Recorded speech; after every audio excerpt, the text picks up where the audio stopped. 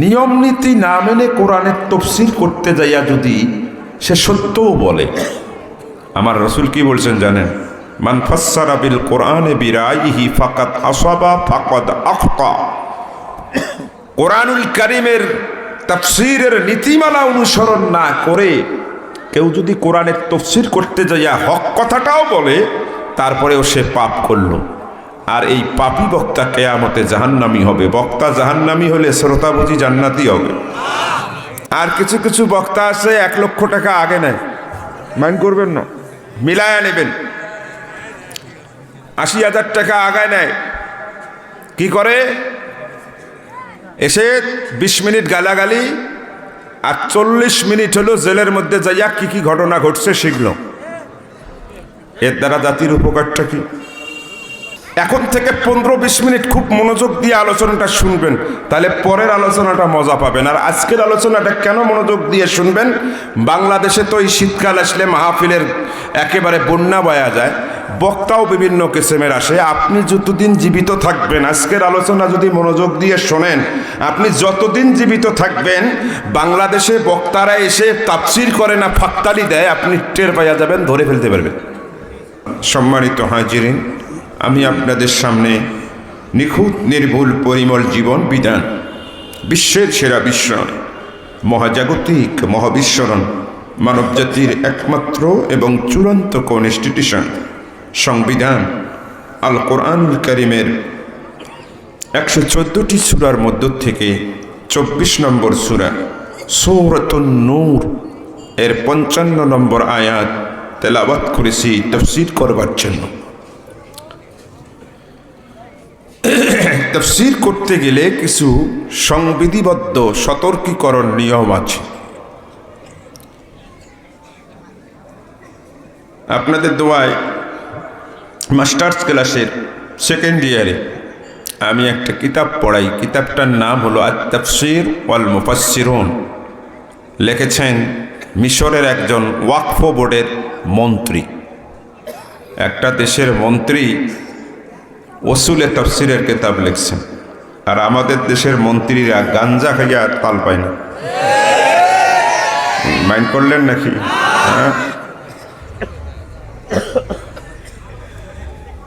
কি সৌভাগ্যবান জাতি তারা! মন্ত্রী ওসুলে তাফসীরের কিতাব লিখছেন। এত মুদাল্লাল কিতাব উনি লিখছেন। একটা মেয়ে, বলেন তো, যদি ওই মেয়েটার বিয়ে ছাড়া সওয়াল হয়, আমি কুড়িগ্রামের ভাষায় কথা বলতেছি, আপনাদের বুঝতে কষ্ট হবে। একটা মেয়ের যদি বিয়ে ছাড়া সওয়াল হয়, ওই সওয়ালটাকে সমাজ এবং ধর্মের চোখে বৈধ সওয়াল বলবে না অবৈধ? আমাদের কুড়িগ্রামের ভাষায় কবে জারুয়ে সওয়াল, নাকি বলবেন? একে হুবাহু এই উদাহরণ উনি দিয়েছেন। একটা মেয়ের বিয়ে ছাড়া সন্তান হলে যেমন সেটাকে অবৈধ বলা হয়, জারুয়া বলা হয়, তেমনি কোরআনুল কারীমের তাফসীর করতে যে কোরআনুল কারীমের তাফসীরের মূলনীতি না মেনে যদি কেউ তাফসীর করে, সে যত বড় বক্তা হোক, যত কণ্ঠ ভালো হোক, যত তার লক্ষ লক্ষ ফলোয়ার হোক, যতই সে মঞ্চ কাঁপাতে পারুক, নিয়ম নীতি না মেনে কোরআনের তাফসীর করতে যাইয়া যদি সে সত্যও বলে, আমার রাসূল কি বলছেন জানেন? মান ফাসসারা বিল কোরআনে বিরাইহি ফাকাদ আসাবা ফাকাদ আখতা। কোরআনুল কারীমের তাফসীরের নীতিমালা অনুসরণ না করে কেউ যদি কোরআনের তাফসীর করতে যাইয়া হক কথাটাও বলে, তারপরেও সে পাপ করলো। আর এই পাপী বক্তা কিয়ামতে জাহান্নামী হবে। বক্তা জাহান্নামী হলে শ্রোতা বুঝি জান্নাতি হবে। আমাদের বাংলাদেশে 17 বছর আমরা কথা বলতে পারিনি। কথা কয় না, পারি নাই, বিভিন্ন কারণে পারি নাই। কেন পারি নাই আপনারা জানেন এই ইতিহাস। সভাপতি এমন এক লোককে বানানো হয়েছিল যে ভাইজান মদারু, সুদেরু, ঘুষেরু, পেটারু, গাঞ্জারু। আমার নিজের অভিজ্ঞতার থেকে বলছি। এরকম করে সভাপতির দিকে এইরকম মুখ ঘুরাইলেই বিড়ি সিগারেটের গন্ধ তো পাইতাম, অনেক সভাপতির মধ্যে গাঞ্জারও গন্ধ পাওয়া যায়। আবার এই কুড়িগ্রাম কাঁঠালবাড়িতে আমি কুড়িগ্রামেরই সন্তান, এসে বলতেছে, আমাকে তো চেনে না মনে হয়, চেনার কথা না, বড় লিডার, এসে বলতেছে আমি এই কুড়িগ্রামের অমুক দলের সাধারণ সম্পাদক। আচ্ছা বলেন, এই অবস্থায় যদি, যে আমি কেন, যে কোনো মৌলবীকে যাইয়া যদি এই পরিচয় দেয়, মৌলবীর কলজায় পানি থাকা কথা কেন? আমরা মৌলবীরা তখন যে সাপের চোখ নাই মুখ নাই, করে নাকো ফিসফাস, মারে নাকো ঢিস ডাস, তেরে মেরে ডান্ডা করে দিব তো মেরে দোস্ত আর বুজুর্গ, আল্লাহর হুকুম মানা, নবীর তরিকায় চলা, দুনিয়াও শান্তি আখেরাতেও শান্তি। ওই আকাশের উপরের ওয়াজ আর মাটির নিচের ওয়াজ, জান বাসা ফরজে আইন। 17 বছর গেল এই কাহিনী। আল্লাহ পাকের ইচ্ছায় 5ই আগস্টের ঐতিহাসিক মহান বিপ্লবের পরে আমরা বক্তারা এমন স্বাধীনতা পাইছি, তাফসির মাহফিলের নামে 90% তাফসির মাহফিল হচ্ছে তাফসিরের নামে সার্কাস এবং তামাশা। মাইন্ড করবেন, বক্তা মঞ্চে উঠেই, আচ্ছা বাবা, যে আম্মাজান পালাইছে, সওয়ালগুলোকে যে সেরে গেছে, ওরা এতিম হয়েছে কিনা? আরে কথা বলে না কেন বাবা? তো ওদের মনের মধ্যে জ্বালা আছে না? তো উঠেই ভাই এমন গালাগালি শুরু করে, এই এতিম সওয়ালগুলোর মনের মধ্যে অনেক জ্বালা, বাড়িতে ঘুমাইতেও পারে না, চিন্তা করে একটা মাহফিল এসে যাই, অকাম কুকাম তো কম করি নেই, এখন এই সুযোগে যাইয়া একটু শুনি। আসিয়াই ঢুকবে, ওই চায়ের দোকানে একটু চা খাবে, আর বক্তাও দিয়ে এমন ফাটাকেষ্টর বক্তব্য, ওই আম্মা যেন গালা শুরু করছে। বলেন এতিম সওয়ালগুলোর দুঃখ বাড়ছে না কমছে? জ্বালা আরো বলেছে। এই মাহফিলে আসা তো দূরের কথা, যদিও বিড়ি খাইলে হয়, একটা তিনটা বিড়ি লাগায়া আসমানের দিকে ফুকাইতে ফুকাইতে বুকের মধ্যে জ্বালা নিয়ে বাড়ির মধ্যে যাইয়া বড় জ্বালা নিয়ে ঘুমায়। বলেন ইসলামের ক্ষতি হইল না উপকার হইল? ক্ষতি হইল। লোকটাকে তো আমরা বুঝাইতেই পারলাম না। গালাগালি করে কিয়ামত হওয়া সম্ভব, কোনো ভুল পথের মানুষকে সঠিক পথে আনা সম্ভব নয়। মাহফিলগুলোতে তাই হচ্ছে, আমি যেখানে যাচ্ছি সেটাই হচ্ছে। আর কিছু কিছু বক্তা আছে 1 লক্ষ টাকা আগে নেয়, মাইন্ড করবেন না, মিলায়া নেবেন। 80,000 টাকা আগে নেয়, কি করে? এসে 20 মিনিট গালাগালি, আর 40 মিনিট হলো জেলের মধ্যে যাইয়া কি কি ঘটনা ঘটছে শিখল। এর দ্বারা জাতির উপকারটা কি? আমাকে বুঝান। এই মঞ্চটাই তাফসিরুল কোরআন মাহফিলের মঞ্চটা বাংলাদেশের ভিতরে যাকে তারজুমান বলা হয়, যিনি উদ্ভাবক, মরহুম মকফুর শহীদ আল্লামা দেলওয়ার হোসাইন সাইদি রহেমাহুল্লাহ। এতে কি কারো দ্বিমত আছে? হ্যাঁ, যে দলেই করেন না কেন আপনাকে স্বীকার করতে হবে। এর ইতিহাস আপনারা জানেন। আর আমরা এইটাকে বানাইছি এখন রাজনৈতিক মঞ্চ। আমি বলি, এই কোরআন শুধুমাত্র জামাত ইসলামী ভাইদের জন্য আসেনি, ইসলামী আন্দোলনের ভাইদের জন্য আসেনি। এই মঞ্চটাকে রাজনৈতিক মঞ্চ বানাবেন না, কারণ এই কোরআন এসেছে আওয়ামী লীগের জন্য, বিএনপির জন্য, জাতীয় পার্টির জন্য, জামাত, তবলিগ, চরমনাই, শস্যিনা, ফুরফুরা, আলিয়া, কওমি, এমনকি হিন্দু, বৌদ্ধ, খ্রিস্টান, আস্তিক, নাস্তিক, পৃথিবীর সব মানুষের হেদায়েতের জন্য। কথা বলেন ঠিক না?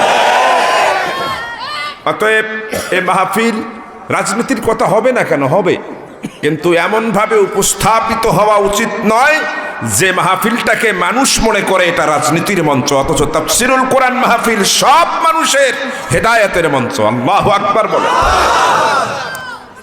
এই জন্য ভাইরা আমার, আমি কোনো গালাগালি, সমালোচনা এগুলো করতে পারবো না। মূলনীতি অনুযায়ী তাফসীর করতে চাই। আর একবার দোয়া করে দেন আল্লাহ যেন কবুল করে, বলে না আমিন। বলে হুজুর মূলনীতি কি? অনেক মূলনীতি, শুধু মূলনীতির উপরে আলোচনা করলে কয়েক রাত চলে যাবে। তার মধ্যে একটা মূলনীতি হলো, আপনি যে আয়াত বা যে সূরার তাফসীর করবেন, সেই আয়াত বা সেই সূরার শানে নজুল মাস্ট বি আপনাকে বলতে হবে।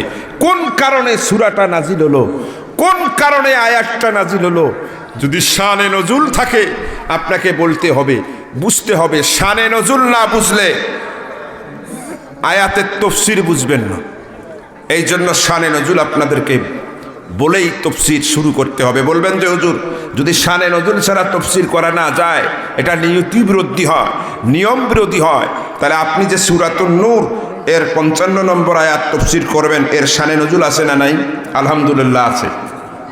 আপনারা সেটা ওয়াজ শুনে বাড়িতে যাবেন, যে চুপ করে থাকবেন, বক্তারা কি বলে, কোন আয়াত থেকে বলে, একটু ভাই বাংলা তফসির কত আছে, আরবি না হয় না পারেন, বাংলা তফসিরটা বের করে অন্তত আয়াতগুলো তো একটু মনোনিবেশ করবেন, তাহলে বুঝতে পারবেন বক্তা ফাঁকতালি দিয়ে গেল নাকি আসলেই তফসির করে গেল।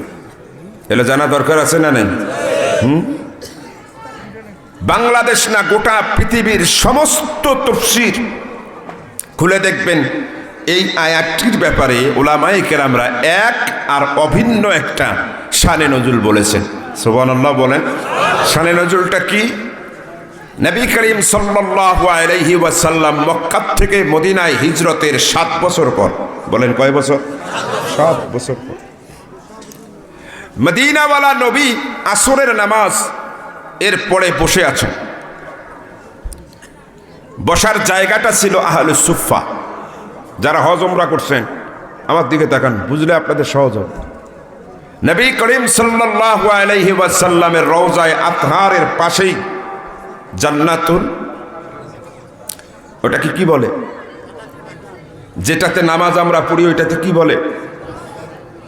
আরে নামাজ পড়ার জন্য যে মানুষ পাগল হয়ে যায়, ওইটা 2 রাকাত নামাজ পড়লে ওটা জান্নাতেরই পড়া হলো। এই যে এই জায়গাটার একেবারে পিছনে একটা উঁচা করা জায়গা আছে। এই যে আপনারা যতটুকু বসছেন না, এই এতটুকু জায়গা একটু উঁচা আছে, অনেক হাজি সাহেবরা টের পায় না। ওইটা হলো আহলে সুফফা। সুবহানাল্লাহ বলেন। ওটা বলে দেয় না কেন? বিশেষ করে বাংলাদেশ, পাকিস্তান, ভারতের হাজিরাও যদি শোনে যে ওটা আহলে সুফফারা ছিল, ওখানে ওই জায়গায় বসবে আর উঠবে। ওই জায়গায় সাহাবায়ে কেরামদেরকে নিয়ে বসে আছেন। আমি যখন গেছি না, আমি এই সূরাটা ওই জায়গার মধ্যে পড়েছি, কারণ এই সূরার এই আয়াত ওই জায়গাতেই নাজিল হয়েছে। সুবহানাল্লাহ বলেন। এই জন্য আলেমদের সাথে হজ উমরায় যাবেন, দালালদের সাথে যাবেন, কিছুই বুঝবেন না, সব ফাঁকতালি হবে। এই জন্য আল্লাহ কোরআনে কয়, হাল ইয়াস্তাবিল্লাযীনা ইয়ালামুন আল্লাযীনা লা ইয়ালামুন। যারা আলেম আর যারা আলেম নয়, তারা কখনো সমান হতে পারে না। সুবহানাল্লাহ বলেন। আমার দিকে তাকান, ওই জায়গায় রাসূল বসে আছেন। রাসূল পাক সাল্লাল্লাহু আলাইহি ওয়াসাল্লামের মাজলিসের ধরন কি ছিল? আমাদের মাজলিস হলো বক্তা থাকে উপরে, শ্রোতা হলো নিচে। এই যে আমি যেমন উপরে, আপনারা নিচে। রাসূলুল্লাহর মাজলিস এটা ছিল। রাসূলুল্লাহর মাজলিস কেমন ছিল? রাসূলুল্লাহ বসতেন, সাহাবীরা চতুর্দিকে ঘেরাও করে বসতেন। উদাহরণটা দেওয়া আজকে খুব সহজ হয়েছে। এই যে ফুলের দিকে তাকান, ফুল এইটাই, এই পাপড়িটা হলো রাসূল, আর এই যে চতুর্পাশের যে ঘোরানো পেঁচানো দেখছেন, এগুলো হলো সাহাবায়ে কেরাম। এইভাবে চতুর্দিকে ঘেরাও করে বসতেন, ফুলের পাপড়ির মতো রাসূল মাঝে বসতেন। এই মজলিসটা যদি রাতের মধ্যে হতো, অনেক দূর থেকে মনে হতো ওই মাঝের জায়গায় যেখানে রাসূল বসেছেন, মনে হচ্ছিল যেন যে আকাশের মধ্যে অসংখ্য তারকা, তার মধ্যে রাসূলের জায়গাটা একটা পূর্ণিমার চাঁদ। বলেন না সুবহানাল্লাহ। রাসূলুল্লাহর মজলিসে এরকম লাইটিং এর প্রয়োজনে হইতো না। হাদিসের মধ্যে আসছে রাসূলুল্লাহর মজলিসে এরকম লাইটের প্রয়োজনই হইতো না, কারণ রাসূলুল্লাহর গোটা চেহারাটাকে আল্লাহ এত নূরান্বিত করেছিলেন যে পূর্ণিমার চাঁদের চেয়েও রাসূলুল্লাহর শরীর মোবারক থেকে জান্নাতি নূরের আভায় সেই অন্ধকারকে আলোকিত করে। চোখ জুড়ানো দৃশ্য। নবী করিম সাল্লাল্লাহু আলাইহি সাল্লাম বসে আছেন, সাহাবীরা ঘেরাও করে রাখছেন। হঠাৎ করে ম্যাক্সিমাম সাহাবী রাসূল পাক সাল্লাল্লাহু আলাইহি সাল্লামকে এমন একটা কঠিন আর জটিল প্রশ্ন করে বসলো, রাসূল নিজেও ভাবে নাই যে সাহাবীরা এই প্রশ্ন তাকে করবে। রাসূল অবাক হইয়া গেছেন, কিং কর্তব্যে বেমুর হইয়া গেছেন, যে এই প্রশ্নের জবাব দেওয়া তো দূরের কথা, রাসূল একেবারে বোবার মতো হয়ে গেলেন। রাসূল প্রশ্নের জবাব দিতে পারছিলেন না। আল্লাহর নবী যখন সাহাবীদের এই জটিল আর কঠিন প্রশ্নের জবাব দিতে ব্যর্থ হলেন, তখন আল্লাহ পাক জিবরাইলকে পাঠায় নাই। মিন ওয়ারাইল হিজাব, আল্লাহ পাক বিশেষ একটা নূরের পর্দার থেকে স্বয়ং আল্লাহ তার কুদরতি জবান দিয়ে রাসূলের পক্ষ হয়ে সূরাতুন নূরের 55 নম্বর আয়াত নাজিল করে সাহাবীদের প্রশ্নের জবাব দিয়ে দিয়েছে।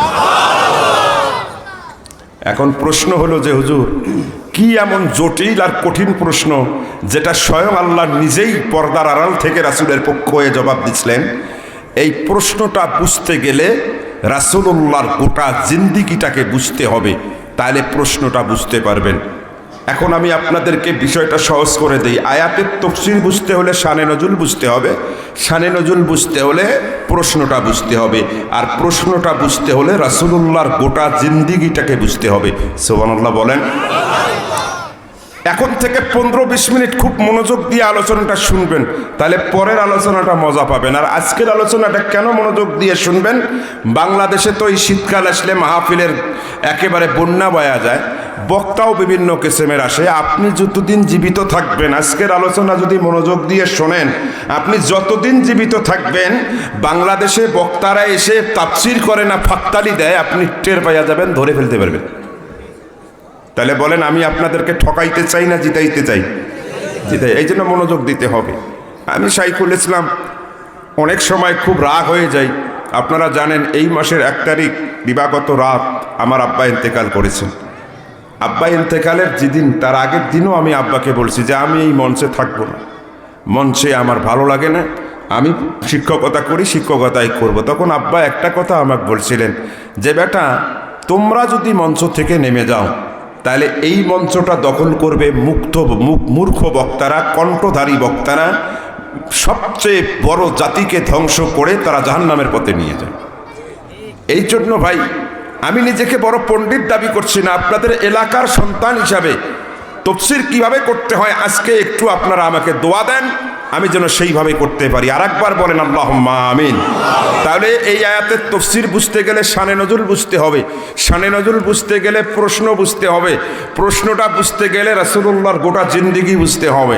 বলবেন যে হুজুর রাসূলুল্লাহর গোটা জিন্দেগি বুঝবো কেমনে? আমি 5 মিনিটে বুঝাইয়া দিচ্ছি, হাতের তলুতে নিচ্ছি, মেমোরির ভিতরে ঢুকাইয়া দিচ্ছি।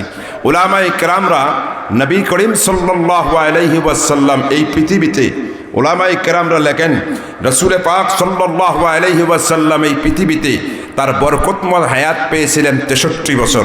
বুঝে থাকলে সবাই জবাব দেন। আপনার আমার কলিজার টুকরা নবী পয়গম্বরে আলম তার এই দুনিয়ার সফরে হায়াতি জিন্দেগি পেয়েছিলেন কত বছর? 63 বছর। এই 63 বছরের জিন্দেগিকে উলামায়ে কেরামরা 3 ভাগে বিভক্ত করেছেন। এবার যুবকেরা জবাব দাও, রাসূলুল্লাহর বরকতময় হায়াতের জিন্দেগি উলামায়ে কেরামরা কয় ভাগে ভাগ করছেন? 3 ভাগে। 1 নম্বরের ভাগ, রাসূল যেদিন জন্মেছেন, রাসূলের জন্মদিনটাকে বলা হয় মিলাদুন নবী। সুবহানাল্লাহ বলেন।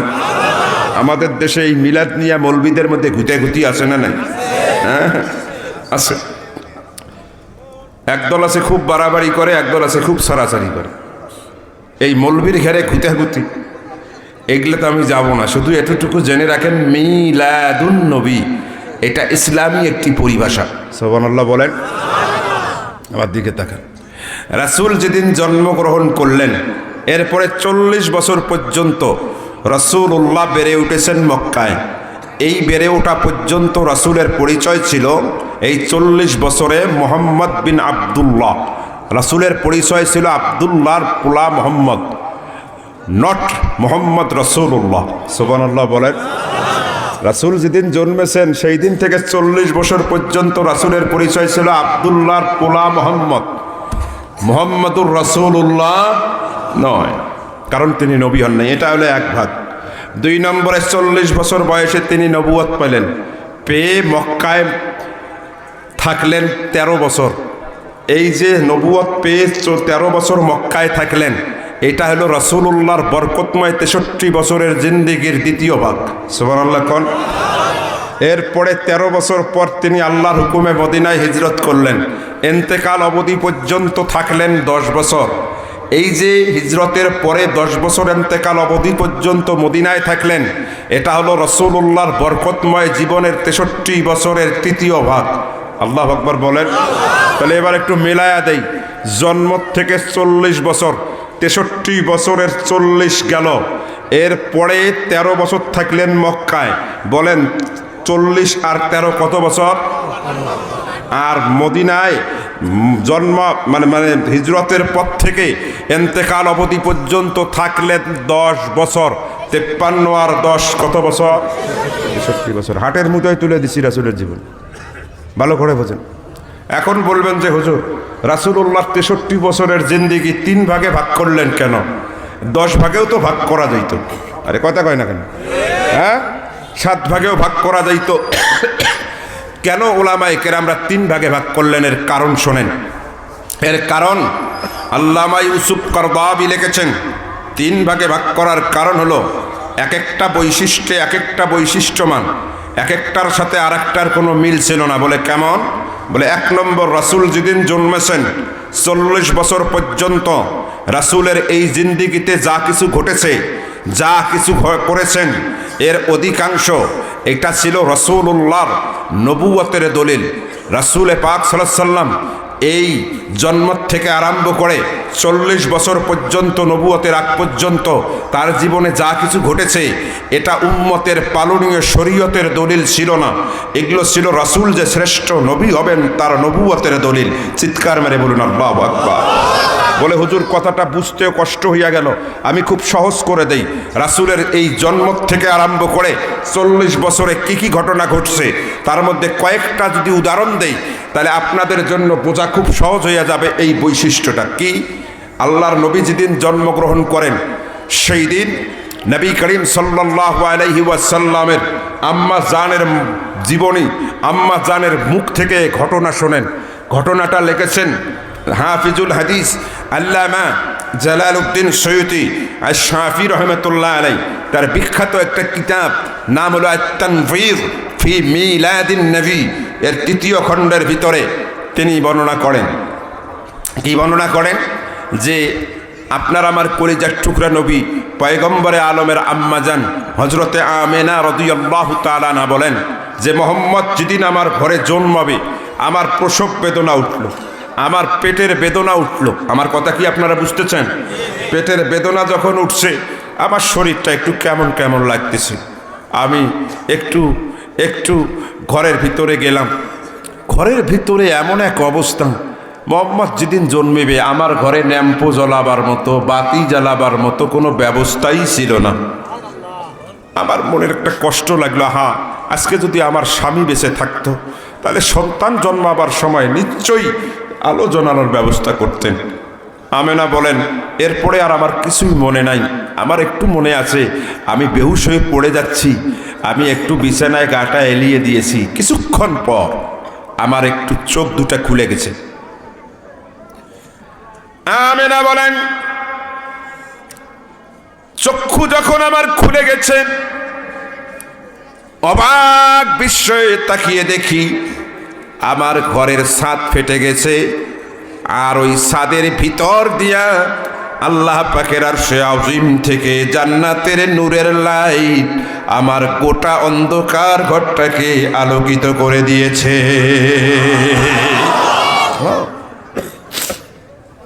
আমেনা বলেন, জীবনে কত আলো দেখছি, এটা তো দুনিয়ার কোনো আলো নয়, নয়ন জুড়ানো আলো, মনোমুগ্ধ করা আলো, হৃদয় শীতল করা আলো কোথার থেকে আমার ঘরে আসলো? আমেনা বলেন, আমি সাহস করে আমার বিছানার থেকে আমার শরীরটাকে এরকম করে তুলে মাথাটা কাইত করে ওই আলোর উৎস স্থলের দিকে যখন তাকাইছি, অবাক বিস্ময়ে তাকিয়ে দেখি ওই আলোর সিঁড়ি বেয়ে বেয়ে সাদা পোশাকধারী অপরূপা 2 জন সুন্দরী নারী। জীবনে মানুষ যে এত সুন্দর হতে পারে আমি এর আগে দেখি নাই।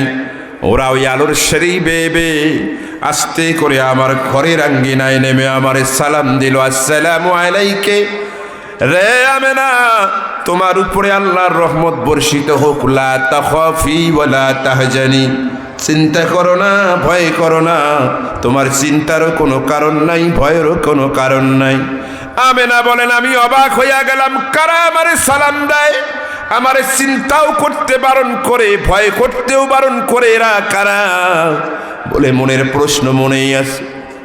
ওই দুইজন অপরূপা নারীর একজন মুস্কি এসে ডাক দিয়া বলে, বুঝেছি তুমি বিব্রত বোধ করেছো, ভয় পেয়ে গেছো, আমাদের পরিচয় জানো না, শোনো। একজন বলে আমি হলাম ফেরাউনের স্ত্রী আসিয়া, আর একজন মুস্কি এসে ডাক দিয়া কয় আমি হলাম ঈসার আম্মা মারিয়াম। আমরা দুইজন তোমার কাছে কেন এসেছি জানো? বলে কেন? বলে আজকে তোমার কোলবে রহমাতুল্লিল আলামিন, সৃষ্টির শ্রেষ্ঠ মহামানব দুনিয়ার ভিতরে তাশরিফ আনবে, এজন্য আমরা এসেছি ওই আল্লাহ পাকের পক্ষ থেকে দুইজন ধাত্রীমা হিসাবে, যাতে তোমার সন্তানের আশার ব্যাপারে কোনো ধরনের অসুবিধা না হয়। আমেনা বলেন এরপরে আর আমার কিছুই মনে নাই। আল্লাহু আকবার বলেন। বলে একটা পিঁপড়ায় কামড় দিলে যেই পরিমাণ ব্যথা অনুভব হয়, প্রসবকালীন আমার সে কোনো অবস্থায় আমি অনুভব করি নাই। এরপরে যখন আমার একটু হুঁশ হলো, আমি লক্ষ্য করে দেখি আকাশের পূর্ণিমার চাঁদটা বুঝি আকাশে নয়।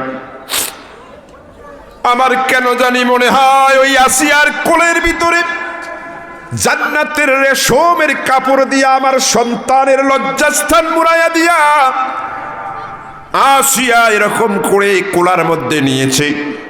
আমি দেখতে পেলাম আসমানের চাঁদটা, পূর্ণিমার চাঁদটা বুঝি আসমানে নাই। মনে হয় যেন আসিয়ার কোলার ভিতরে আমার ওই সন্তানটাই আসমানের চাঁদের মতো উজ্জ্বল আলোকিত আভা ছড়াচ্ছে। এত সুন্দর ছিলেন আমার। এই দৃশ্যটা আমাদের জাতীয় কবি, আমাদের চেতনার কবি কাজী নজরুল কত সুন্দর করে বলেছেন, তোরা দেখে যা আমিনা মায়ের কোলে, তোরা দেখে যায় আমিনা মায়ের কোলে, যেন পূর্ণিমারি শ্বেতা চাঁদ দোলে, তোরা দেখে যা আমিনা মায়ের কোলে। মারহাবা বলেন। গানটা শুনে দেখবেন কি আছে ওখানে। একটা হাদিসের এবারতকে উনি গান দিয়ে সাজায় দিছে। সুবহানাল্লাহ বলেন। এই যে শীত, সকালবেলা গাছের পাতার মধ্যে শিশির বিন্দু জমে কিনা? কথা কন না কেন ভাই? জমে না? হবে না বলেন। আমি দেখলাম যে আমার চাঁদের চেয়ে উজ্জ্বল সন্তানটার গায়ের মধ্যে মেশক আম্বরের চেয়েও সুঘ্রাণ বেরাচ্ছে। আর দুনিয়ার পানি না, এ পানি এত স্বচ্ছ যে তার শরীর মোবারকের ভিতরে শিশুর বিন্দের মতো, মুক্তার দানার মতো জল জল করে জ্বলছে। সুবহানাল্লাহ বলে।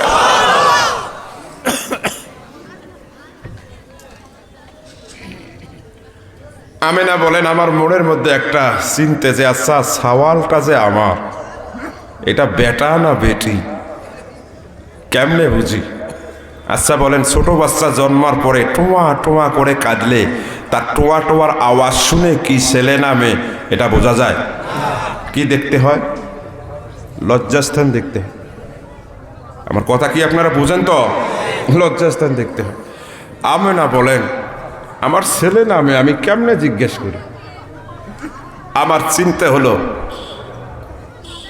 আমার সন্তানটাকে আমি কোলে নিব, নিয়ে তার ওই যে লজ্জাস্থানের তোয়ালেটা খুলে দেখবো ছেলে নামে। আমেনা বলেন মনের বাসনার থেকে আমি বললাম আমার সন্তানটারে আমারে কোলায় দাও।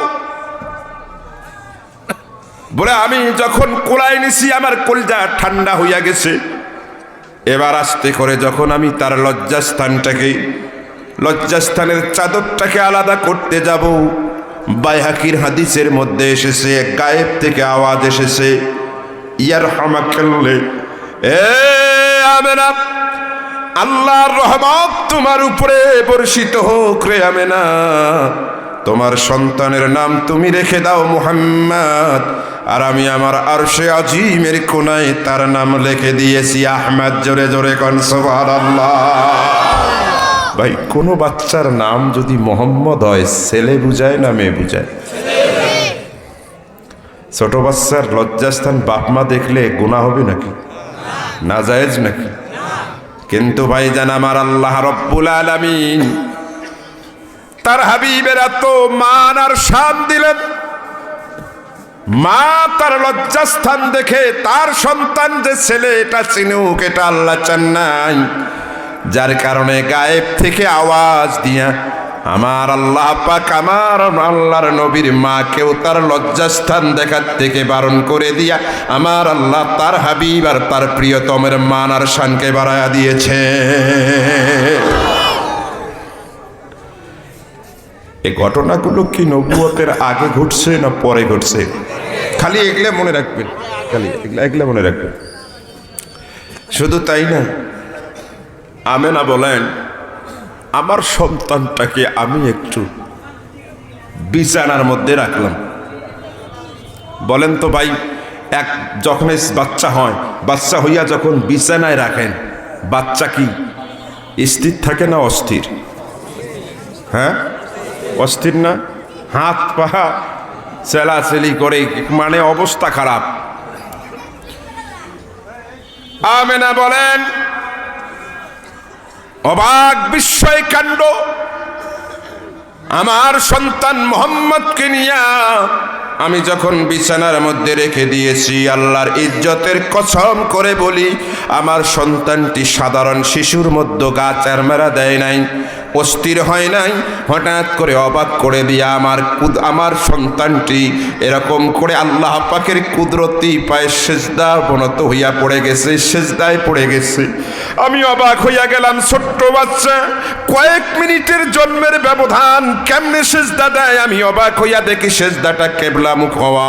আরো অবাক হইয়া দেখি আমার সন্তানের সেজদারত অবস্থায় তার কপাল থেকে একটা নূর। বুখারী খুলে দেখেন, বানানো হাদিস নয় মিয়া, বুখারী আলাইহির রহমা বলেন, ওই নূরটা আস্তে করে আমার জিন্ন কুটির থেকে আমার মোহাম্মদের শরীর থেকে বের হইয়া কাবার আঙ্গিনাটাকে আলোকিত করে দিল। সুবহে সাদেকের যে আলো দাঁড়িয়ে আলোকিত করে দিল। শুধু তাই না, ওখান থেকে গোটা নূরটা গোটা পৃথিবীর দিকে ছড়িয়ে পড়ল। এমনকি তৎকালীন পৃথিবীর পরাশক্তি ছিল কেসরা এবং কায়সার।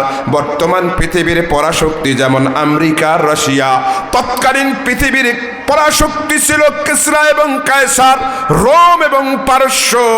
আমার মদিনাওয়ালা নবীর জন্মের পরে তার মাথার থেকে নূরটা বের হইয়া ওই কেসরা এবং কায়সারের রাজ দরবারের মন্দিরের ভিতরে যখন ঢুকেছে, ওই নূরের পাওয়ারে রাজ মন্দিরের সমস্ত মূর্তিগুলো বিকট আওয়াজ দিয়া আল্লাহ পাকের কুদরতি পায়ে সেজদায় পড়ে গিয়েছে।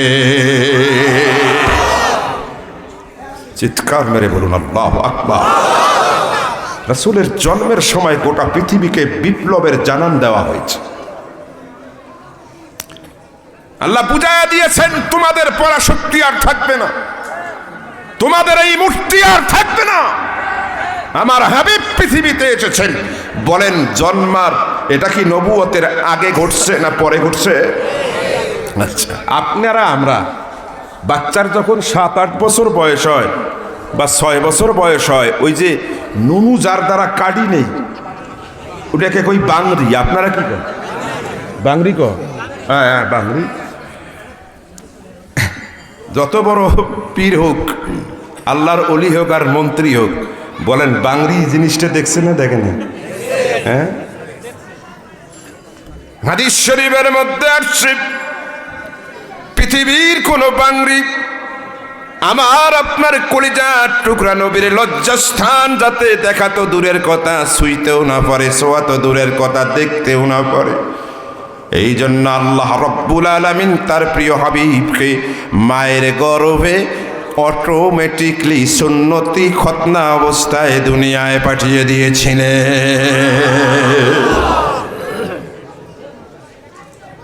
আমরা আমাদের নবীকে চিনি না, চিনি না।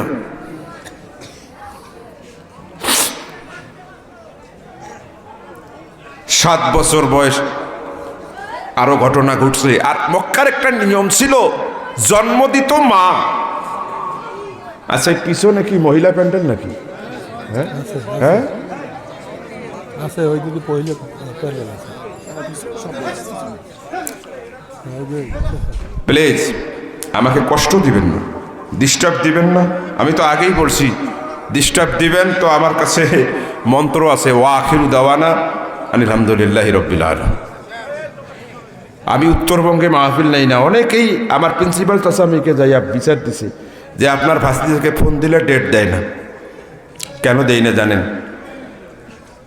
আমার উত্তরবঙ্গের মানুষদের আকীদা হলো, প্রধান বক্তাকে যত রাত করে দিবেন সোয়াব তত বেশি, ফজর থাক আর যায়। আর আমি দক্ষিণবঙ্গে মাহফিল করি, জানে শাইখ হুজুরকে নিলেই 8টায় দিতে হবে, 10টায় শেষ। তাতে ঘুম ভালো হয়, মানুষের বুঝ ভালো হয়। আমি আপনাদের এলাকার মানুষ হিসেবে দরদ দিয়া কথা বলতে চাচ্ছি, আমাকে আটকাবেন না। মক্কার নিয়ম কি ছিল? জন্ম দেয় মা, দুধ খাওয়ায় আর এক মা। সুবহানাল্লাহ বলেন না? এটা মক্কার একটা সামাজিক রীতি ছিল। হালিমাতুস সাদিয়া বলেন, আমরা 8 থেকে 10 জন বান্ধবী মিলে দুধ বাচ্চার খোঁজে বের হয়েছি। আমরা সবাই যাইয়া মোহাম্মদের বাড়িতে ঢুকছি। ঢোকার পরে মোহাম্মদের যখন বাবা নাই এটা শুনছে, আমার বান্ধবীগুলো না নিয়ে চলে গেছে মোহাম্মদকে। কিন্তু আমি যখন 2 নজর মোহাম্মদের চেহারার মধ্যে দিছি, পৃথিবীর সমস্ত মোহাব্বত কে যেন আমার কলজায় ঢুকাইয়া দিয়েছে। আমি সন্তানটাকে নিলাম। আমার বান্ধবীরা আমাকে ছেড়ে, ওদের ঘোড়াটা ছিল শক্তিশালী, এ ঘোড়া নিয়ে কমসে কম 50 কিলো দূরে চলে গেছে। আমার ঘোড়াটা একেবারে শরীর চলে না কোম্পানির লোক, মানে এটার কোনো শক্তি নেই। বলে অবাক কাণ্ড, মোহাম্মদকে যখন কোলে নিয়ে আমি ঘোড়ার মধ্যে উঠেছি, আমার ঘোড়াটা এত বেগবান হয়ে গেছে, রুবামা সাতান 2 ঘন্টা আগে যেই বান্ধবীরা আমাকে ছেড়ে 50 কিলো দূরে চলে এসেছে, মাত্র 5 থেকে 7 মিনিটের ব্যবধানে ওদের বেগবান ঘোড়াগুলোকে কাটিয়ে আমার ঘোড়াটা তায়েফের পাশে আমার জীর্ণ কুটিরের মধ্যে হাজির হয়ে গিয়েছে। আমার মোহাম্মদ এত বড় বরকতওয়ালা, আমার বাড়ির ভিতরে 3টা খেজুর, আমি নিজে ওই খেজুর গাছ থেকে খেজুর খেয়েছি। তায়েফে গেলে পরে হালিমাতুস সাদিয়া এর বাড়িটা বের করে ভাইজান খাবেন। রে মুসলমান, হালিমাতুস সাদিয়া বলে, আমার এই 3টা খেজুর গাছে ফল ভালো ধরে না। মনে মনে নিয়াত করছিলাম এটাকে কেটে ফেলবো, কাটতেও পারি না, যেটাই ধরে সেটাই বিক্রি করে সংসার চলে। যেই সময়ে মোহাম্মদ আমার বাড়িতে আসলো, রাতের মধ্যে বাড়িতে থাকলো, সকালবেলা ফজরের সময় আমি যখন আমার ঘর থেকে বের হলাম, আমার চোখ ছানা ভরা হলো, আশ্চর্য হয়ে গেলাম। আমি দেখলাম আমার খেজুর 3টা গাছের খেজুর গাছের শুরু থেকে আগাল পর্যন্ত 1 ইঞ্চি জায়গা বাকি নাই যেখানে এরকম করে সুমেষ্ট খেজুর ধরে না। মোহাম্মদ এত বরকতের ছিল। আর হালিমা বলেন, আমার এই সন্তান যে জগৎ বিখ্যাত মানুষ হবে এটা আমি ছোট্টবেলায় টের পেয়েছিলাম। বলে কেমনে? হালিমা সাদিয়া বলে, আমি মোহাম্মদকে যখন আমার দুধ বামটা লাগাইয়া দিতাম, মোহাম্মদ কখনো বাম দুধটা গ্রহণ করত না। বাম দুধ যখনই খাওয়াইতে দিতাম, জিহ্বা দিয়া ঠেনে বের করে দিত, হাত দিয়া দূরে সরে দিত, মুখ ঘুরায়া নিত। কিন্তু ডাইনটা যখন লাগায়া দিতাম, খুব আদবের সাথে পান করত। সুবহানাল্লাহ বলেন না? এখানে মুহাদ্দিসিন কেরামরা কয়েকটা জিনিস প্রমাণ করছেন। 1 নম্বরে, ইমানদারের প্রত্যেকটি বরকতময় কাজ শুরু হবে ডাইন দিয়া। আরে কথা কয় না কেন? আপনি আমি যখন খাই, খাবারটা ভালো কাজ না খারাপ কাজ? আরে কথা কন না কেন? কোন হাত দিয়া খাইতে হয়? আপনি আমি যখন মসজিদে ইবাদতে যাই, ইবাদত ভালো না খারাপ? কোন পা দিয়া ঢুকতে হয়? ডাইন পা মুমিন হবে ডাইনপন্থী, মুমিন হবে কি? আর যত ভাইজান খারাপপন্থী বামপন্থী, এরা বাম কাজ বাম হাত দিয়া করে, যত খারাপ কাজ আছে বাম হাত দিয়া করতে হয়। নাকটা ঝাড়তে বাম হাত, লেট্রিনে শৌচ কার্য করার সময় বাম হাত। আরে কথা কন না কেন? এই জন্য বামপন্থী হবে শয়তান, বামপন্থী হবে কি? কিন্তু অবাক কাণ্ড, আমাদের বাংলাদেশে নামাজ পড়ে, রোজা করে, হজ করে, জাকাত দেয়, তবলিগের ছেলে, পীরের মুরিদ, তারপরেও সাংবাদিক সম্মেলন করে বলে, প্রিয় দেশবাসী, আমরা বামপন্থী রাজনীতি করি, কিন্তু এদেশে ডাইনপন্থী প্রতিক্রিয়াশীল মৌলবাদ। বিশ্বাস করেন, এই সংবাদ সম্মেলন শুনে ইবলিস তার কপালে নিজেই 10টা ঝাড়ু মারে যে আমি ইবলিস শয়তান হতে গেলাম কেন, এটা তো আমার চেয়ে বড় শয়তান। কারণ একজন মানুষের ভিতরে যারা পরিমাণ ঈমান থাকলে সে কোনোদিন বামপন্থী হতে পারে না, কারণ বামপন্থী হওয়া এটা ইবলিসের কাজ। কথা বলেন ঠিক না বেঠিক? রাসূল পাক সাল্লাল্লাহু আলাইহি ওয়াসাল্লাম ডাইনপন্থী ছিলেন। 2 নম্বরে নবী করিম সাল্লাল্লাহু আলাইহি ওয়াসাল্লাম ছিলেন পৃথিবীর সর্বশ্রেষ্ঠ ন্যায় নীতিবান মানুষ। সুবহানাল্লাহ বলেন। কারো হক মেরে খেতেন? আমার দিকে তাকান। দুধ ভাই না থাকলে তো মা দুধ আরেকজন সন্তান আনতে পারে না। কথা কন না কেন ভাই? আল্লাহর নবী বাম দুধটা না খাইয়া ডানটা গ্রহণ করে তিনি তার দুধ ভাই আব্দুল্লাহর ভাগের যাতে 1 ইঞ্চি পরিমাণ দুধ কম না হয়, এই জন্য নবী করিম সাল্লাল্লাহু আলাইহি সাল্লাম ছোট্ট বয়সে তার ভাইয়ের হকের ব্যাপারে ছিলেন সদা সচেষ্টমান। চিৎকার মেরে বলুন আল্লাহু আকবার। ছোট বাচ্চারা হিংসুক বেশি হয়, হ্যাঁ হয় না? আরে ভাই কি কর, আমার এই বেটা যেটা মেজোটা তারপরে বেশি। আমাদের বংশে তো বেটা বেশি বেটি কম। আমার আব্বার 7 ভাই, ফুফু হলো 4 জন, আমারও 2টা বেটা। আমার আব্বা বেঁচে ছিল, ওমরাতে যখন যাই বুকে জড়ায়া ধরে কানে কানে কয়, বেটা তোরও বেটি নাই আমারও বেটি নাই। আমি তো বুঝছি আরো বলা লাগে, আল্লাহরে যাইয়া কাবার গিলাপ ধরি খালি কান্দি, আল্লাহ আল্লাহ একটা বেটি দেন। তখন আমার এই 3য় বাচ্চাটা ওর মায়ের পেটে, তা আল্লাহ বেটি দিছে। তো এদের বয়সের ব্যবধান হলো 5 বছর আর 7 বছর। ওটা 7 বছর, মেয়েটার 5 বছর। 6টা চকলেট নিয়ে যাইয়া, মেয়েদের প্রতি বাবের টান বেশি না কম? বেশি না? বেশি, এটা স্বাভাবিক। রাসূলেরও বেশি ছিল। 4টে চকলেট আমার মেয়েকে দিছি, 2টা চকলেট আমার ছেলেকে দিছি। বিশ্বাস করেন, আমার বাড়িতে আফগানিস্তানের যুদ্ধ শুরু হয়ে গেছে।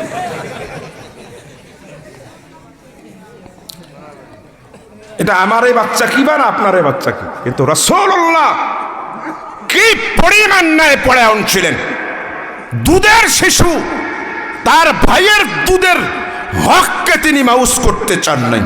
চিৎকার মেরে বলুন না আল্লাহু আকবার। আরে কাকে নেতা মানেন মিয়া? কাকে নেতা মানতে হবে? এমন ব্যক্তিকে যিনি জন্মার পরেই থেকেই মানুষের হক বুঝেছেন। সুবহানাল্লাহ বলেন। কোথায় যান? আহা,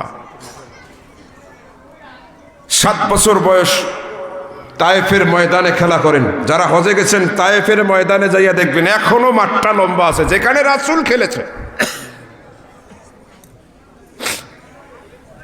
হঠাৎ করে 2 জন লোক আসছেন, এসে রাসূলকে ধরছেন। 7 বছরের মানুষ ধরে তায়েফের ময়দানের বড় পাথরের মধ্যে শোয়ায়া দিচ্ছেন, দিয়ে এই রকম 2টা সাদা পিরিচ বের করছেন। আর এক পকেট থেকে দোধারা তরবারি বের করছেন। দোধারা তরবারি বোঝেন তো? আরে 2 দিকে ধার বের করে রাসূলকে শোয়ায়া দিচ্ছেন। দুধ ভাই দেখতেছেন ঘটনা।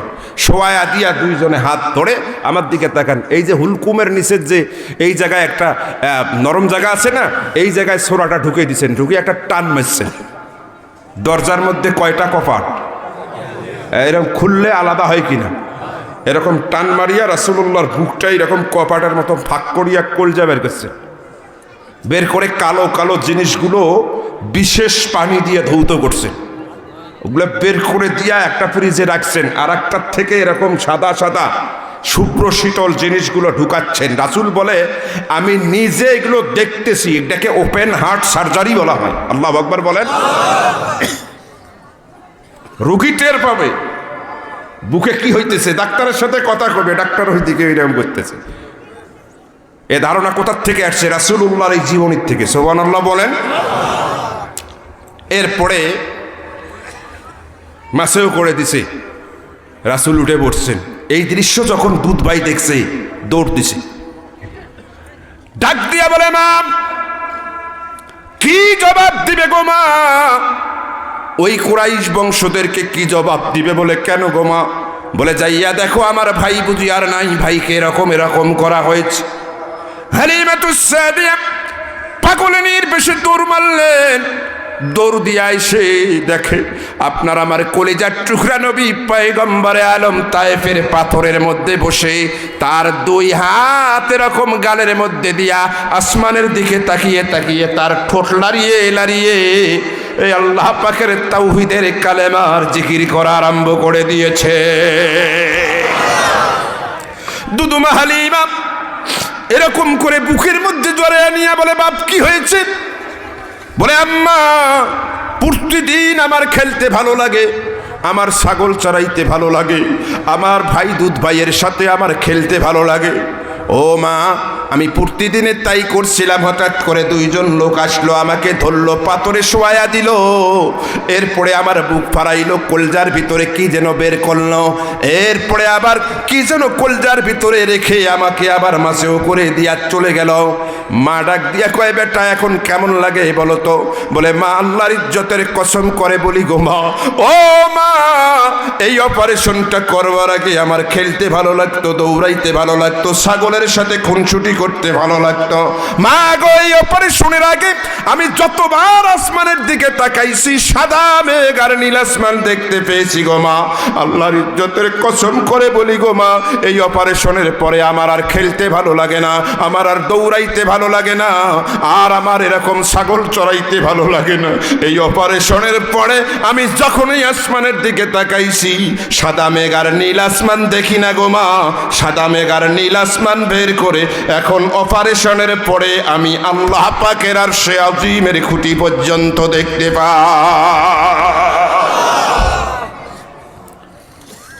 কথাটাকে আল্লাহ পাক কোরআনে তুলে ধরছেন, আলাম নাশরাহ লাকা সদরক। সুবহানাল্লাহ বলেন না? এইভাবে যদি রাসূলুল্লাহর জন্মের থেকে 40 বছর পর্যন্ত কি কি ঘটছে বর্ণনা দিতে যাই, 10 রাতেও শেষ কথা কয় না। এগুলো ঘটনা ঘটছে, এগুলো উম্মতের পালনীয় শরীয়তের দলিল নয়। এটা যে রাসূলুল্লাহ শ্রেষ্ঠ নবী হবেন এটা তার নবুয়তের দলিল। আল্লাহু আকবার বলেন। এগুলো যদি শরীয়তের দলিল হতো, আপনার আমার জন্মার সময় বাতি নিবানো থাকতো, ঘরের ছাদ ফেটে আসমান থেকে আলো আসা ওয়াজিব হয়ে যেত। কথা বলেন না কেন মুসলমান? এগুলো যদি শরীয়তের দলিল হতো, আপনার আমার নাম হুজুরেরা রাখতে পারতো না, দাদা দাদিরা রাখতে পারতো না, গায়েব থেকে নাম রাখাটা ওয়াজিব হয়ে যেত। কথা বলেন না কেন? এগুলো যদি শরীয়তের দলিল হতো, উম্মতের পালনীয়, তাহলে আপনার আমার ওই যে আসল মেশিন, হ্যাঁ কি যেন ডাকে কয়, বাংরি কাটতে পারতো না, মায়ের পেট থেকে কাটাইয়া বের হওয়াটা ওয়াজিব হয়ে যেত। কথা বলেন না? তাহলে কি এগুলা শরীয়তের দলিল না উম্মত? এগুলা কি শরীয়তের দলিল না রাসূলুল্লাহর নবুয়তের দলিল? এই যে কথা বোঝেন কি বলেন, কিসের দলিল? তাহলে প্রথম বৈশিষ্ট্য, প্রথম ভাগ, জন্মার থেকে 40 বছর শরীয়তের পালনীয় দলিল নয়, এটার নাম হলো নবুয়তের দলিল। এগুলোকে মিলাদ বলা হয়। মিলাদ পালনীয় কোনো বিষয় নয়, তবে এগুলো আলোচনার বিষয়। সুবহানাল্লাহ বলেন। এগুলো আলোচনা করলে নেকি হয়। সুবহানাল্লাহ বলেন। অতএব বাংলাদেশে কেউ যদি মিলাদ করতে যায়, রাসূলের জীবনী আলোচনা করে, আমার দেশের মৌলভী সাহেবরা বিধান কেন রে ভাই, সমস্যাটা কি? সিরাতের মধ্যে মিলাদ আছে। আমাদের বর্তমান প্রধান উপদেষ্টার নাম কি? ডক্টর ইউনূস। পরীক্ষায় যদি আসে ডক্টর ইউনূসের জীবনী লেখেন, নাম লেখছেন, তার বাপের নাম লেখছেন, মায়ের নাম লেখছেন, জন্ম তারিখ, মিলাদ লেখেননি, 100% নাম্বার পাবেন। তাই মিলাদ বাদ দিয়ে সিরাত হয় কেন? কথা বলেন। আবার যারা মিলাদ বলতে খালি সিরাতে যায় না, দেখবেন মিলাদ মানে ইয়া নবী, ওরে বাপ রে, এর বাইরে নেই। এগুলো হলো আরাক ছাগল, আমার ভাষায় এগুলো বলে, এগুলো আরাক ছাগল। মিলাদের মধ্যে সিরাত আছে, সিরাতের মধ্যে মিলাদ আছে, দুইটাই জায়েজ আছে। তবে মনে রাখতে হবে, মিলাদের নামে যারা ভণ্ডামি করে তাদের বিরুদ্ধে আপনি কথা বলেন, কিন্তু মিলাদ যারা সত্যিকারে করে তাদের বিরুদ্ধে আপনি কথা বলবেন না। মনে রাখতে হবে, মাথায় ব্যথা হলে চিকিৎসা করা দরকার, মাথা কেটে ফেলা বুদ্ধিমানের কাজ নয়। কথা বলেন না, রাগ করছেন না? রাগ করবেন না, একটু বোঝার চেষ্টা করুন। এখন প্রথম নম্বর বৈশিষ্ট্যটা গেল, রাসূলুল্লাহর জীবনী কয় ভাগে বিভক্ত? কি খারাপ লাগতেছে? মাত্র আছে 16 মিনিট। কয় মিনিট? একটা ভাগ বলতে যাইয়া 30 মিনিটের মতো চলে গেছে। এখন দেখেন 2 নম্বরের ভাগ। রাসূলুল্লাহ 40 বছর বয়সে নবুয়ত পাইলেন, 13 বছর মক্কায় থাকলেন। মক্কার জীবনী তার সুখের ছিল না দুঃখের? সবাই কথা বলতে হবে, সুখের না দুঃখের? যুবকেরা একটু কথা বলো, আজকে তোমাদের জন্য একটু মারাত্মক খবর আছে। সুখের ছিল না দুঃখের? দুঃখের। কেমন দুঃখের? যারা রাসূলকে অনুসরণ করত তাদের উপরে নির্যাতনের স্টিম রোলার চলে আসছিল, আসে নাই? হযরতে বেলাল ঈমান কবুলের কারণে বালুর উপরে শোয়ায় দিছিল, কথা কন না? তারপরেও ঈমান ছাড়াইতে পারে নাই। খাব্বাব রাদিয়াল্লাহু তাআলা আনহু ঈমান কবুলের কারণে, খাব্বাব ছিলেন খুব মোটা সোটা মানুষ, ভুঁড়ি একটু বেশি ছিল, চরব ছিল শরীরের ভিতরে বেশি। মালিক যখন জানলেন ইসলাম কবুল করেছে, জ্বলন্ত আগুনের মধ্যে শোয়ায়া দিছে। খাব্বাব রাদিয়াল্লাহু তাআলা আনহুর শরীরের এরকম করে, আমার দিকে তাকান, ভিতরের চর্বিগুলো গলে গলে আগুনের আংরার আগুনগুলো নিভে গিয়েছে, কিন্তু খাব্বাবের ঈমানের আগুন নেবে নাই। আল্লাহু আকবার বলে। হযরতে সুমাইয়া রাদিয়াল্লাহু তাআলা আনহা ইসলাম কবুল করছেন, আমার দিকে তাকান ভাই। যখন আবু জেহেল শুনছে সুমাইয়া ছিল 7 মাসের গর্ভবতী, বলেন তো 7 মাসের পেটের বাচ্চা পেটের মধ্যে বড় হয় কিনা? বড় হয়, জান পায়, তার হাত পা সব হয়েছে। আবু জেহেল যখন এটা শুনছে, একটা খন্তা জাতীয় অস্ত্র হাতে নিছে, খন্তা নিয়ে গেছে, যাইয়া সুমাইয়া রাদিয়াল্লাহু তাআলা আনহার বাড়ির সামনে থেকে ডাক দিছে, সুমাইয়া বের হয়ে আসো। বের হয়ে আসছে। শুনলাম তুমি নাকি মুহাম্মাদের ধর্ম গ্রহণ করেছো? বলে হ্যাঁ, আলবত করেছি। সিরাতে হিসাবের লেখক লেখেন, নরধাম আবু জেহেলের এতটুকু দয়া হয় নাই, ডান হাত দিয়া যতটুর শক্তি আছে এমন জোরে খন্তিটা সুমাইয়ার লজ্জাস্থান বরাবর নিক্ষেপ করেছে। অবর্থভাবে খন্তিটা লজ্জাস্থান ভেদ করে জরায়ুর ভিতরে ঢুকে ওই 7 মাসের সন্তানটার কলজা পর্যন্ত ঢুকে গেছে। আল্লাহর বান্দি পৃথিবীর ইতিহাসের প্রথম শাহাদতের পেয়ালা মহিলা হিসাবে পান করলেন। করার পরেই এরকম যখন জায়গাতেই তিনি শাহাদত বরণ করলেন, নরদম আবু জেহেল তার খন্তি জাতীয় অস্ত্রটা যখন টান মেরেছে, ওই লজ্জাস্থান থেকে জরায়ুটা সন্তান সহ বের হইয়া যখন আসছে, সন্তানটা তখনও এরকম করে জীবিত অবস্থায় হাত পা লড়ায়।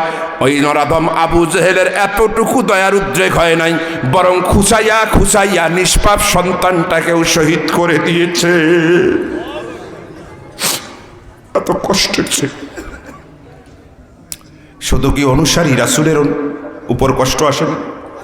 হ্যাঁ, বুখারীর বর্ণনায় আসছে, রাসূল সেজদায় পড়ছেন, আবু জেহেল দেখে এদিক ওদিক কেউ নাই, পাশেই ছিল নারী ভুঁড়ি, উটের পচা দুর্গন্ধযুক্ত বিশাল একটা নারী ভুঁড়ি কয়েকজনের সাথে মিল করে এসে রাসূলুল্লাহর সেজদারত মাথার উপরে চাপিয়ে দিয়েছে।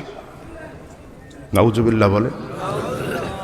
রাসূলুল্লাহর নিঃশ্বাস বন্ধ হইয়া যায়, পা দুইটা থরথর করে কাঁপে, আব্দুল্লাহ ইবনে মাসউদ রাদিয়াল্লাহু তাআলা আনহু তখনও মুসলমান হন নাই।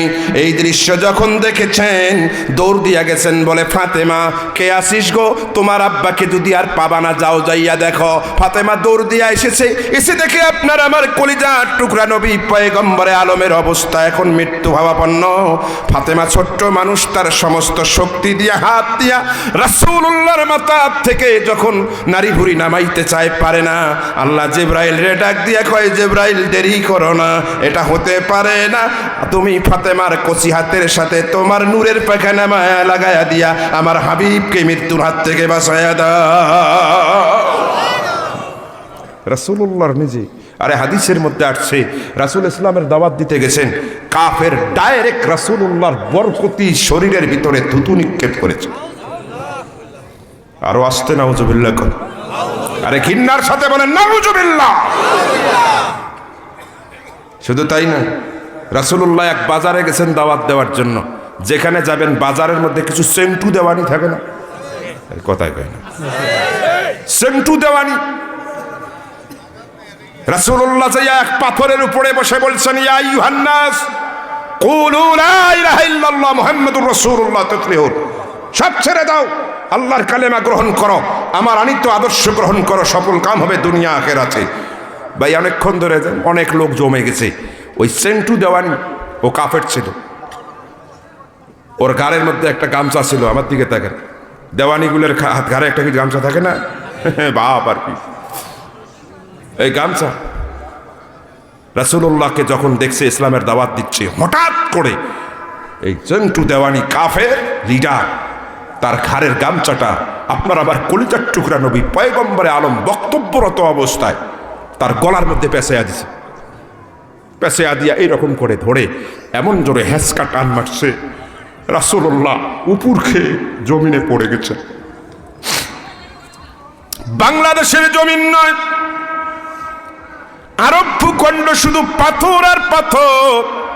রাসূলুল্লাহ যখন উপর খেয়ে পড়ে গেছেন, রাসূলুল্লাহর এই ঠোঁটগুলো গোলাপের পাপড়ির মতো নরম আর লাল ছিল।